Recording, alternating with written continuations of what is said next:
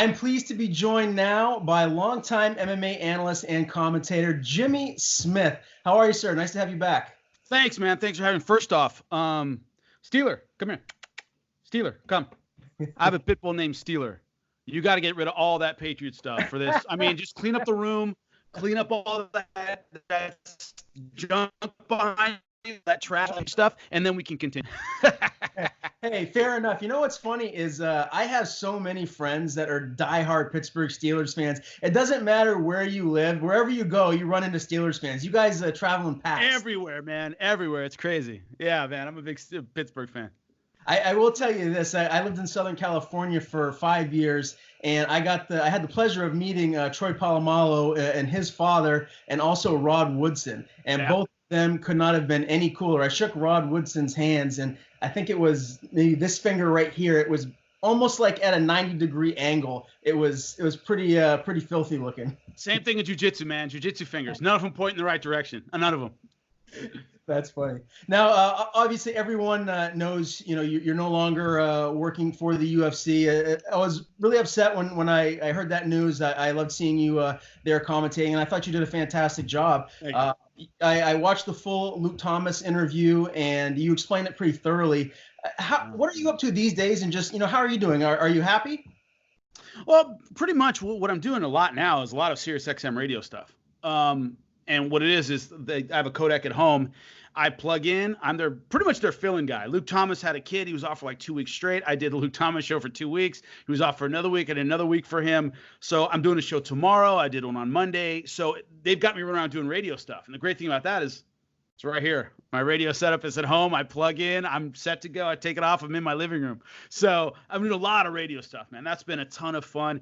Out here in Florida, I had to move to South Florida. And Titan FC is down here in Fort Lauderdale. They got a hold of me and said, hey, could you do some Titan shows for us? I said, sure. It's down in Fort Lauderdale. I'll drive 20 minutes. I'm there. So, yeah, man, picking up gigs when I can. That's cool. So, obviously, the UFC is the top of the food chain. You were at Bellator for quite a while. When you compare what you're doing now versus to what you are doing, where you previously did, how happy are you? Like, do you feel fulfilled, or is this something that you want to get back to being employed by the UFC again? No, it's the one thing that you got to explain is Bellator and UFC functionally weren't that different. Doing the job itself, people act like you go to UFC and it's suddenly the nuts and bolts of putting on a headset, calling a fight. You're at Barclays or Madison Square or wherever you are. Okay, you're calling a fight live, and once you're in that zone, it's almost like being a fighter. The floor might say UFC, it might say Bellator, it might say ONE FC. I got a fight in front of me. It's the same thing for commentary. So people have this idea that the UFC was somehow, wow, it must have felt it. And it's like, well, no, I mean, you put on a headset, you're calling a big live fight. I did that a lot in Bellator. I did that for Affliction as a Honda Center was fucking packed. And so the nuts and bolts aren't that different. It's not a more fulfilling feeling in a sense. I do miss calling live fights. I do miss that for sure. I love doing radio gigs. It's awesome. It's a really cool, fun gig. I miss calling live fights, but yeah, it's somehow, wow, yeah, I mean, a big fight's a big fight, and I've been calling big fights for a long time. So the idea that's a common misconception, in my opinion, is that it feels somehow different calling a fight in the UFC. No, the things around it are different. There are more people on the street, on fight night in Vegas than there would be at a smaller show, but the functional nuts and bolts of doing the job, I have tunnel vision. And once I put the headset on, I'm focused on the monitor and the fight in front of me and my notes. That's all that exists to me. Mm-hmm. So, yeah, but I do miss calling live fights because all this stuff I'm doing on the radio and side gigs and stuff like that, it's not live commentary. And that, yeah, you certainly miss that a lot. What are your goals, I guess, moving forward? Is there something that you envision yourself doing a year, 2, 5 from now? I don't know. That's a tough question. I'm not sure. And so what people have trouble understanding is I've been doing commentary in broad 12 years. I started 2006 when I got Fight Quest, which is my first television gig. I started doing commentary the year after that. It was 2007. And that's a dozen years of this. And this is the first time I haven't had full-time employment with an organization. But it was M1.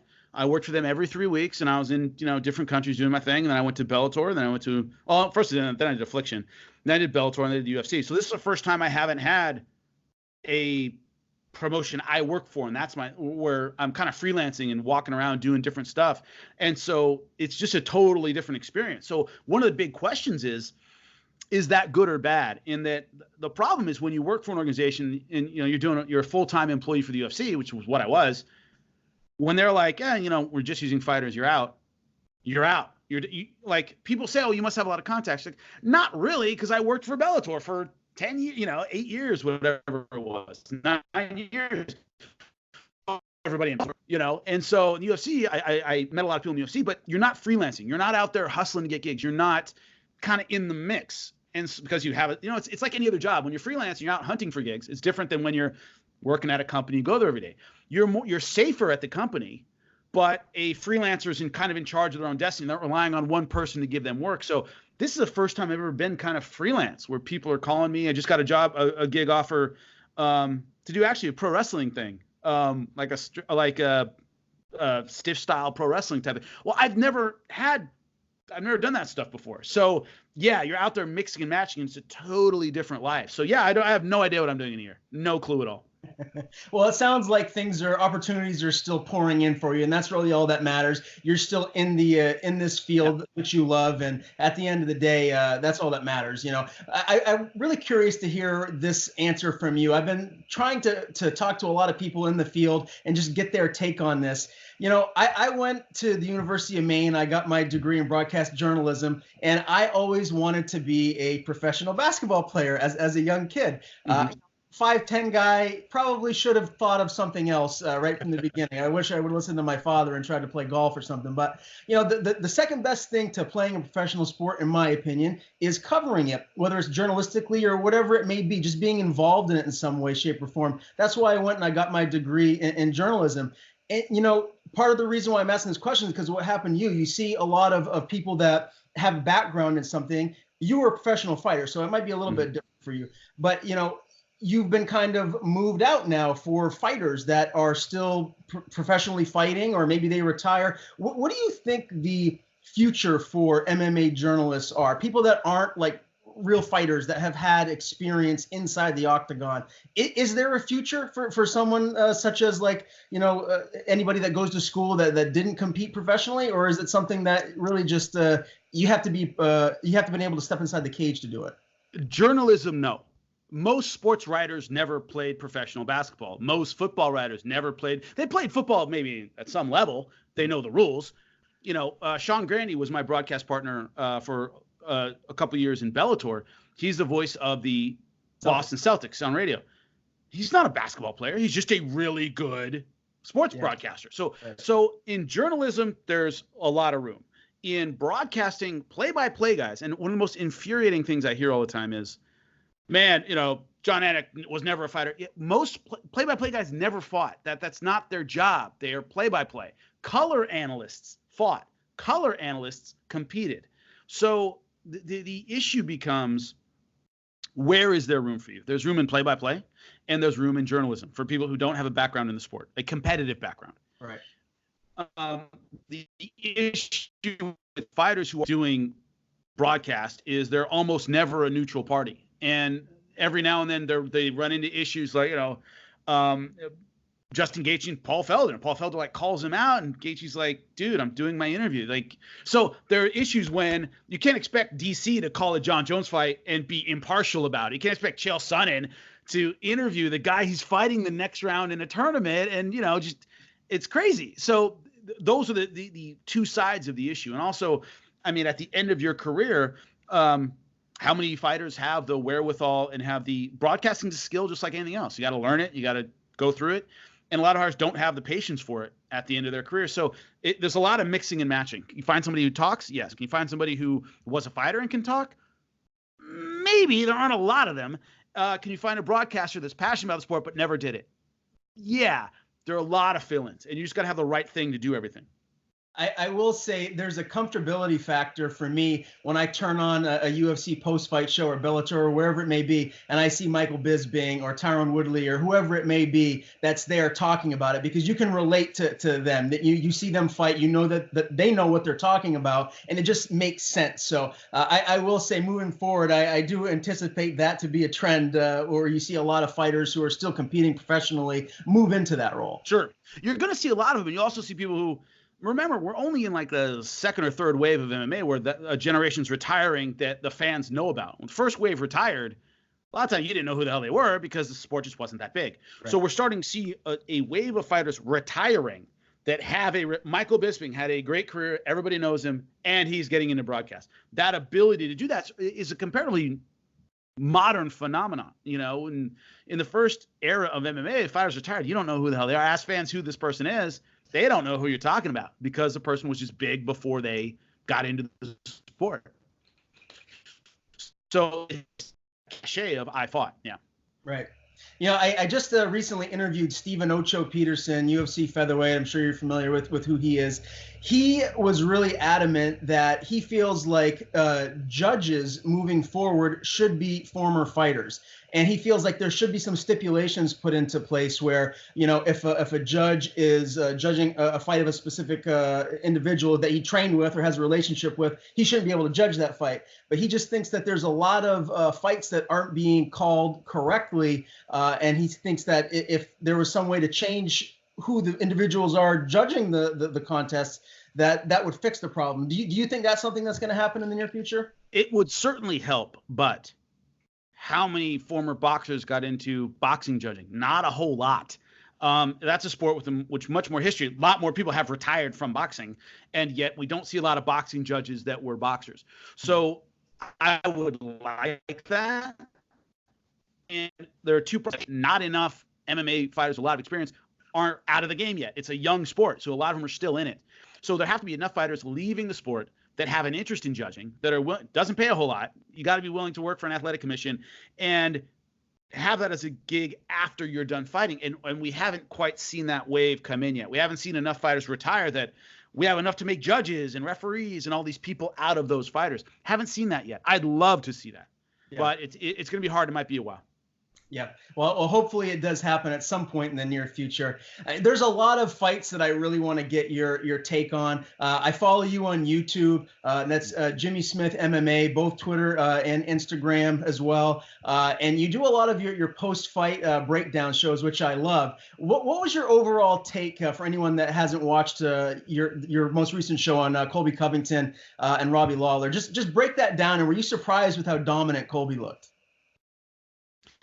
I was surprised how early. I thought at the end of round 2, maybe middle of round 2, round 3, Colby might start pulling away. Robbie would start fading. I thought Robbie was fading. I thought it was a done deal. 30 seconds left, a minute left in round 1. I was sitting there watching it going, this is over. Colby's got him. I thought it would take longer to establish that dominance, to really wear Robbie down and show that you had the cardio. And it was end of round 1. I thought Robbie looked really tired. So it didn't surprise me that Colby used that strategy. That's what I figured he was going to do. It surprised me how early it worked and how little Robbie Lawler's power was a factor in the fight. It was never even a factor. He couldn't set up anything big. Colby Covington's defense looked pretty good, enough head movement to get out of the way of big shots. And so it wasn't that Colby won. It was that Colby won so easily. And it was, in my opinion, the tide turned so quickly and so early. That I thought would take longer to do. I thought it might show a little more respect for Robbie's power. Maybe give Robbie the respect of that first round, then start wearing him down. Nope. He wore him down at the end of the first round. It looked like a Diaz brother that can wrestle. Just 60% shots, boom, boom, boom, boom, and then takedown. He took him down pretty much at will. But it was that death of 1,000 cuts kind of style that Colby was so good at. Man, I can't tell you how impressed I was with how Colby looked. I feel like him and Usman is going to be just one of those fights stylistically that if you're a hardcore fan, you're going to want to watch every little trade, every little thing that happens throughout that fight, because I just think it's going to be one of the best fights of the year whenever it does come to fruition. Who do you think wins that one? It's tough. Well, first off, closer to the fight, I'll be able to give a better prediction than I am now. I think it's amazing that right now they're putting odds on that fight, and Colby's a huge underdog. And like we read the odds on my show a couple days ago for Sirius XM, and it was like minus 250. It was crazy. And I can't believe that. Very close fight. I think by the time it comes around, maybe the odds tighten up a little bit. What it'll come down to is who makes a mistake. That's what makes a hard fight like that so hard to predict, is they have very similar styles and they have very similar strengths. So the one who maybe ices that takedown with 30 seconds left in the round, who gets a little more power on one shot, they're so evenly matched and so similar in style. So I do believe it might come down to some little tiny thing that one fighter does over the other. Yeah, I can't wait for that fight. I guess way too early prediction of what I think is going to happen. I feel like they're so similar, and both of them have shown amazing cardio. Usman hasn't shown any previous history of slowing down, but to me, it just looks like he carries so much more muscle than Colby. I don't know if that's going to be a problem in the championship rounds 4 and 5 with the constant pressure that Colby brings. That's something I'm really looking forward to see, because I think that could be an issue for Usman. The issue might be, and Kamaru Usman, both of them, who has dealt with more adversity? When you say you've never seen Kamaru Usman slow down, I've called a couple of his fights. I didn't see him slow down either, but he was in control most of the fight. It's easy to keep your cardio when everything's going your way and everything looks great and everything's wonderful. Your cardio tends to hold out. I saw Colby pushed a little bit by Rafael dos Anjos. Not every round went his way, and yet his cardio never stopped. How does a fighter who has a cardio style and a volume style deal with duress? We haven't really seen that with Usman. We've seen it a little bit with Colby Covington. Not every round went his way. You could arguably give Damian Maia the first round of their fight, and his cardio never stopped. Even when things weren't going right, it never quit. We haven't seen Usman, who has great cardio, in that position. It's so funny when you go, man, his cardio looks great. I go, yeah, he's beating the crap out of the other guy. His cardio should look good. You know, you tend to look great when you're winning. It's when things aren't going your way. Maybe you're doubting yourself, or you're in a position you have to work out of in a weird way, it goes to crap. So I think that would be a caveat that I would throw in there. We haven't seen Usman pushed in a way we've seen Colby Covington pushed. Yeah, that's a great point. There's so many... I drop science, dude. That's how I drop knowledge. I mean, I don't mean to... Yeah, I'm a professional. That's what we do. That's right. You're like a professor. You're just feeding me the knowledge I need. You know, again, there's another fight right around the corner, heavyweight title rematch, Daniel Cormier, Stipe Miocic. I mean, I've basically given up on predicting heavyweight fights, because it seems like I'm always wrong. I picked Stipe to actually beat DC the first time around. And now going into this fight, I feel like DC is going to beat him again. Am I wrong? I mean, who knows if you're wrong? I mean, I have no idea, because I picked Stipe to win the first one too. So my thing is the adjustment Stipe has to make. And a great thing I was told by an old coach, he said, a winner fights the same fight twice. Everything worked. They don't have to change anything. A loser's got to go back to the drawing board. So that a lot of times makes them more dangerous. I think Stipe is fighting chips on his shoulder, because it is DC, DC, DC, DC, DC. And he could say, I set a record of title defenses and I never got my due. And DC beats me, and suddenly he's the double champ. He's a great all-time great. The praise really got heaped on DC that never went to Stipe. And I think Stipe, going in with a chip on his shoulder, he now respects the power of DC, which I don't think he did before. DC, never really a one-shot knockout guy, even at 205, suddenly knocks out Stipe with one shot at heavyweight. A lot of people couldn't have predicted that. People who even thought DC was going to win didn't think he would knock him out in the first round. So Stipe is going to go in with a lot more respect for DC's power. He already respected his wrestling. I think he's going to go in with a couple of chips on his shoulder. A couple of them, number one, I never got my respect. Number two, DC gets a ton of it.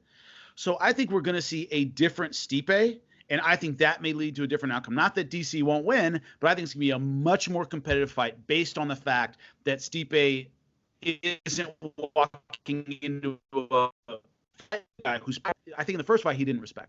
Yeah, that makes a lot of sense. I can't wait for that fight. It's just about a week and a half away from now. It's one of those that you just can't miss. You got to make sure you get that pay-per-view. You know, one of my favorite fighters right now that is must-watch TV for me is Robert Whittaker, the UFC middleweight champion. And he's fighting Adesanya, who is just one of those guys that is just an electric striker.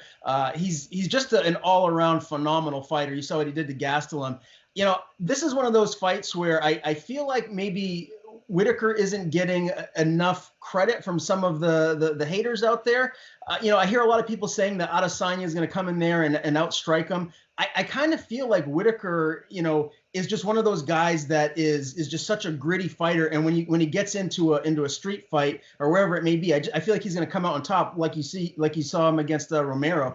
Do you feel like this is one of those fights that's going to be a 5-round battle, or do you think that one of these guys might catch the other one? Well, if someone gets caught, I think it's more likely, strangely enough, to be Adesanya, just because we haven't seen the track record against great 185ers that we've seen Robert Whittaker. Robert Whittaker beat Jacare, Yoel Romero, the elite of the elite. He's beaten. You could argue Israel Adesanya had a pretty easy road to the interim title. Right. The biggest name he beat was Anderson Silva, who's, entertaining fight. He's over the hill. Kelvin Gastelum, tough, but not a natural 185er in terms of size. And I thought that was a big difference in that fight. So I think it will be a 5-round battle. I think Robert Whittaker is completely underestimated. I think part of the reason he is underestimated, he hasn't been able to put together the streak to kind of, we have short memories in MMA, especially in the United States. He's an Australian fighter, so he just doesn't get necessarily the local love that somebody else would get.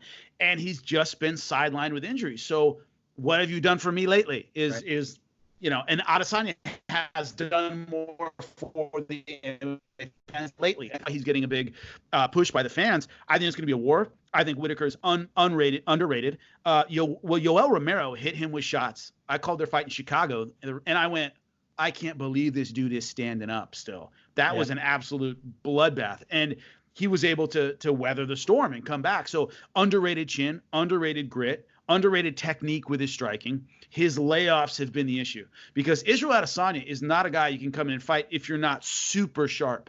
And when you've had a lot of time off, your timing isn't where it should be for maybe a round or so. You don't have a round with Israel Adesanya. He might come at you with something creative and funky right in the beginning to test the waters and see what you got. So I think we'll know at the end of the first round whether or not Robert Whittaker is going to be around for round 5. And if he is, it's going to be a tough night for Israel Adesanya. Yeah, I agree. I can't wait for that fight. The last fight I wanted to get your take on will be the lightweight title, Khabib Nurmagomedov and Dustin Poirier. That's another barn burner, one of those fights that you just can't miss. I mean, no one's beaten Khabib yet, and it just seems like Poirier might be the one guy that has the recipe to give him some trouble just because he's such a gamer. Do you expect this to be another, dominant performance by Khabib, or do you think Dustin could shock some people and get his hand raised? Dustin could shock some people and get his hand raised. And also, there are people who forget the Ally Aquinta fight was comparatively competitive. I mean, obviously Khabib won, but there are guys where the problem is that Khabib, despite being a fantastic wrestler, great ground and pound, submission game, all that stuff, gets lured into brawls with guys who are heavy-handed that he should not be trading punches with. And sometimes he makes the choice to bang when he shouldn't. Against Conor, despite all the trash talk, he respected Conor's accuracy and power, and he didn't play that game, and I think he had probably the best performance of his career. Same thing with Dustin Poirier. If he decides, I'm not getting caught in a brawl, it's takedown until you make me do something else, I think he can, walk away with this one. If he allows himself to get drawn into a brawl with Poirier, and we've seen it in other fights where he gets lured into, Michael Johnson hurt him. You could argue that he was hurt a couple times against Ally Aquinta, even though he won both of those fights. He lets himself get drawn into firefights. And that's kind of made Poirier's career, is he's had guys in front of him who are willing to firefight. The Eddie Alvarez's, the Justin Gaethjes, who are willing to engage him. He's great. If you make him, or you got to make me stand up and fight you, you got to get up off your butt, push, get some space, circle out, and then fight, that's going to wear him down. And he's going to have a lot of trouble with that. So I think it's almost Khabib's to lose. If Khabib chooses the wrong strategy or gets lured into the wrong kind of fight at the wrong time, it's going to be tough. Poirier might get him. Yeah. If Khabib sticks to his gun, sticks to his game plan like he did against Conor, it's going to be hard to beat. One last question. What do you think when Conor and Jon Jones's careers are all said and done? What do you think that their legacies are going to be? Right now, if Jon Jones said, I'm out, done, had a career, he's the greatest light heavyweight of all time.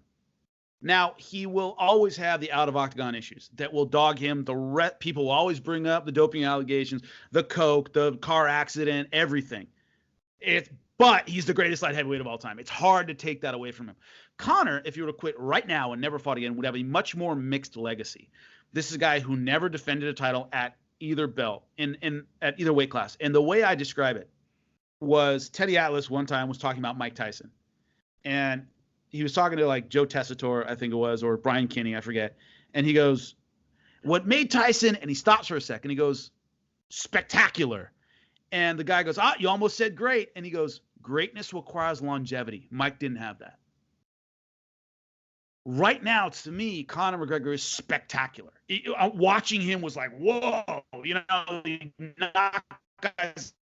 he didn't sit down in a division and have longevity at 45 or 55. So when people ask me about him, he's a great fighter. He's not an all-time great because he just didn't have the run of a Jose Aldo, of the greats in any particular weight class, of a GSP, of an Anderson. So he never, ever cleared out a division. Mm-hmm. So I think that would be his legacy to me, is he's spectacular. Is it too late for Conor to go back and make a run at 45 and try to take the belt from Max? Or is he just too old now where making that cut to 45 would just be too hard on his body? I think 45 is too tough. I mean, right now, if it went back to 45, it wouldn't be the same guy. And also the kind of guys you have at 45. Max Holloway just puts it on you. And really, I think a younger Conor McGregor can handle that. Remember, that wasn't a 5-rounder either. A 5-round fight with Max Holloway at 45. Who's a big 45er himself. That just might be too tough for an older Conor McGregor to make the cut. And fight guys like that is tough. So that would be my issue. There's no point in him killing himself right now to make 45. There are plenty of big money fights at 55. He can have catch weight fights at 60, whatever. It's his world, okay, as far as the UFC goes. So he can do whatever he wants. It isn't worth the physical cost to go down to 45 ever again. Could he win at 55 and make a run? You're asking a lot of him with Khabib in this division. Should Khabib lose to Poirier? The point is, say Poirier beats Khabib and then Conor beats Poirier. He can't avoid fighting Khabib ever again. He's going to fight him again. And Khabib just has his number stylistically. So do I see him making a run at 45? No, he can't make the weight. Do I see him making a run at 55? No, because he can't get around Khabib. So is it too late for him to rehabilitate that, to change my opinion of it? Maybe he could. I just don't see he's a big money fight guy. And one of the things about laying down a legacy, like, I'm sorry, I'm taking a bunch of time. No. Like GSP and Silva or Jose Aldo, line him up, knock him down. This guy's not a big ticket. Give me the fight, and I will defend my. You didn't get the idea that Jose Aldo's going, no, this isn't at Madison Square Garden. He fought everybody. GSP fought everybody. Anderson Silva fought, and Conor's like, are there enough diamonds on my Rolex for this to work? No, there aren't. So, you're going to have to do more. With that attitude, it's almost like boxing. When guys get big, they fight twice a year. And they're coming up. Mike Tyson fought every 2 weeks. When he became champ, he's fighting twice a year. It's just, and Conor's that guy where it's not big money, if it's not MSG, bleh, go screw yourself. The champs, the all-time greats, when I say Jose Aldo, GSP, Anderson Silva, Fedor, they just fought anybody they put in front of them. It was a job, and they were spectacular at it. Conor's not that guy. Mm-hmm. Jimmy Smith out. Mic drop. Jimmy Smith out. That was awesome. That makes all the sense in the world to me, Jimmy. One last question. Prime GSP versus Prime Khabib. Who wins? Prime GSP. Don't sharper striker, better takedown, naturally bigger. Always sticks to the game plan. Like I said, Khabib, sometimes you can bait him into a brawl. You could never. When I asked Dan Hardy, who I broadcast with a lot on Sirius XM, about fighting GSP, I said, what was hardest about it? He goes, the dude, I couldn't lure him into a bad decision. I couldn't. Hey, let's brawl now. I'm not having it. And he took me down. He beat the crap out of me. He passed my. It was like I tried to bait him into my kind of fight. Dude wouldn't have it. Dude would not have it. So a prime GSP beats a prime Khabib to me. I don't think it's close. I always say that GSP is the MMA version of Tom Brady. Dude, he hit you so hard. He hit you so hard that you don't remember it. Yeah, dude, 100%, man. Dude, he's just I hate that reference because I hate the Patriots. But, it's just got dude's money. Dude is money. He just shows up. And the mother effer shows up to big games. We were like, he just does his best work at big games. And one of the pains of being a Steelers fan in the last few years, I think we've had the most talented team in football for 4 years, and we'll beat a great team and then lose to a nobody. Like, you're going, how are we losing to a bum team? And so it's a similar kind of thing in fighting. GSP showed up and gained. When I look at his cannon after the obviously the Matt Serra loss, that dude, you couldn't get him off his game plan, man. You couldn't rattle him, man. He had trouble against BJ Penn. He had trouble against Matt Serra. After that, he really righted the ship and became the consummate professional. Right. Do your Steelers make the playoffs this year? We make the playoffs this year. I do. I believe that. The issue to me for the Steelers is, does losing that talent bring the team cohesively together? Because we had a dysfunctional, talented team for years. We had top running back, top wide receiver, top 3 quarterback, and yet it didn't gel. And so I'd rather have a team that has maybe, not that Schuster Smith, I think, is a fantastic receiver, but I'd rather a team that gels in the locker room and makes that playoff run rather than one that puts up gaudy stats and can't get the win. Either way, I can't wait for the football season to start. One of my favorite times of the year, and MMA is year-round, so I love it both. Jimmy, thank you for the time as always, my man. It's a pleasure to talk to you. You're one of the best in the game, and you're an absolute gentleman, so thank you again. For anyone out there that's listening, follow Jimmy Smith on Twitter and Instagram at Jimmy Smith MMA, and on YouTube at Jimmy Smith. Thank you for the time again, buddy. I hope to have you back, and we'll talk some more soon. Anytime, man. Appreciate it, brother.